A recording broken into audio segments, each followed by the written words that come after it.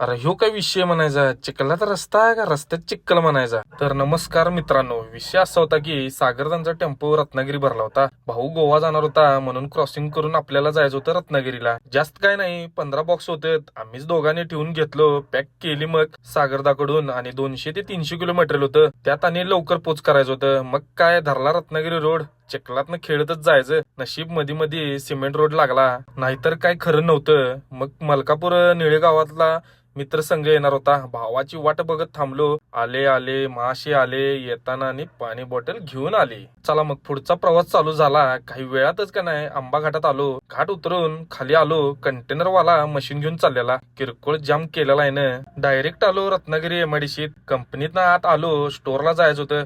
इथं आल्यावर का नाही गाड्या लागल्या होत्या. खरं आपल्या गाडीतलं मटेरियल अर्जंट होतो. 5.5 मिनिटातच का नाही खाली करून गेट बाहेर काढलो आणि हातकंबापाशी पोटपूजनला थांबलो. राईस घेतलो होतो. आ हा हा हा, गरमा गरम हाणला आणि घाटात आलो. सूर्य मावळत होता. टॉपचा असा नजारा झालेला बघा. नजारा घेऊन आलो डायरेक्ट आपल्या कोल्हापुरात. तर मित्रांनो, आपला व्लॉग कसा झाला कमेंट करून सांगा आणि तुमच्या भावाला फॉलो करायला विसरू नका.